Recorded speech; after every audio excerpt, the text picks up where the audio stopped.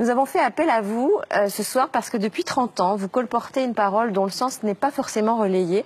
C'est un petit peu comme si cette vérité était taboue. Tous les hommes et les femmes qui vivent sur cette terre, Yves Coppens, viennent-ils de la même souche? Absolument, absolument.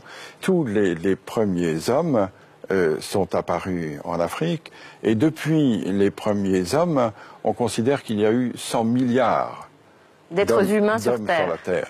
Et les 100 milliards, comme bien sûr les 6 milliards d'hommes d'aujourd'hui, viennent tous de cette souche, de ce berceau tropical et africain. Tous nos ancêtres étaient africains. Tous nos ancêtres étaient africains. Nous sommes tous africains, Karine. Bah oui, moi je le sais en revanche. Ça veut dire que tous nos ancêtres... Je suis comme vous, je suis comme vous. Ça veut dire que tous nos ancêtres, Yves Coppens, en Afrique, il y avait du soleil, tous nos ancêtres étaient noirs?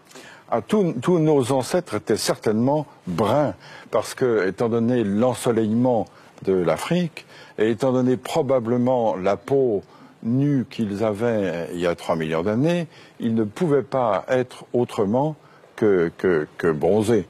Tous les ancêtres, des Danois, des Espagnols, de tout le monde, etc., étaient noirs. Oui. Pourquoi ça ne se sait pas, à votre avis? Vous le dites, vous, depuis 30 ans. Ben oui, mais ma petite voix ne porte pas suffisamment. J'ai une voix confidentielle. J'imagine la tête du monsieur hyper raciste qui est en train de nous regarder, qui fait non, pas vrai. Ouh là, demain, vous allez avoir du courrier. Yves Coppens, en fait, les humains, enfin les préhumains, sont partis dans différentes directions depuis l'Afrique. Et puis, pour s'adapter au climat, pour s'adapter à leur environnement, ils ont déterminé des traits qui étaient le plus adaptés, c'est ça? C'est ça, c'est-à-dire que les humains, à partir de 3 millions d'années, à partir du moment où ils ont eu la culture, à partir du moment où ils ont eu la conscience, tout ça, ça a 3 millions d'années. Petit à petit, se sont déployés et ils ont atteint d'autres climats. Et petit à petit, se sont adaptés à autre chose. Par exemple, pour aller en Asie, ils ont dû traverser des montagnes très très hautes, très ensoleillées. Et donc, petit à petit, leurs yeux se sont adaptés, c'est ça? En effet, l'œil bridé pourrait être dû à une sélection naturelle de ceux qui avaient la capacité d'accommoder plus que d'autres, parce que chacun sait qu'à de fortes altitudes, la luminosité est insupportable. Et comment est-on passé du noir au blanc? Là aussi, c'est un gradient de couleur, un gradient de coloration, c'est-à-dire qu'avec moins d'ensoleillement, on avait nécessité d'avoir une peau avec un écran moins fort pour que la synthèse de la vitamine D, qui est la synthèse de croissance, puisse se faire.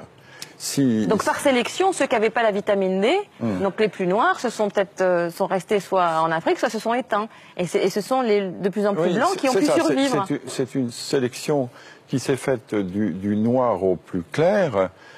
Si on a un écran de mélanine là où il n'y a pas beaucoup de soleil, la vitamine D ne se synthétise pas et on ne grandit pas. Et du coup, ça gêne évidemment la croissance et le développement de population. Donc le blanc pour vous, c'est pas une couleur? Le blanc, c'est une décoloration. Les blancs sont décolorés pour vous? Oui, je suis un décoloré. Ah oui. Et l'œil bleu, c'est épouvantable ce que je vais dire. C'est un œil qui n'a pas de couleur, c'est le fond qui se reflète. Ah, c'est intéressant. Bah non. Bah si. Merci beaucoup Yves Coppens. Et je voulais ajouter quelque chose qu'on ne sait peut-être pas assez. Vous savez qu'aujourd'hui, les 6 milliards et demi d'hommes qui sont sur la Terre sont 6 milliards et demi d'Homo sapiens sapiens.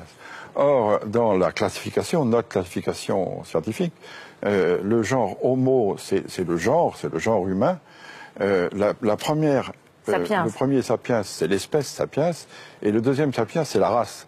C'est-à-dire on est tous Homo sapiens sapiens. On peut être tous racistes, ça n'a pas d'importance, puisqu'on est tous de la même race. Donc il n'y a qu'une race. Il n'y a qu'une race. Oui. Donc scientifiquement, Yves Coppens, les races n'existent pas.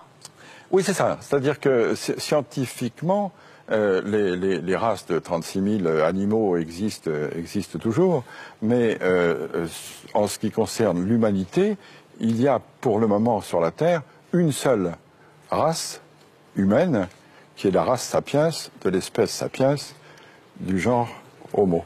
Merci beaucoup Yves Coppens. Merci beaucoup, José.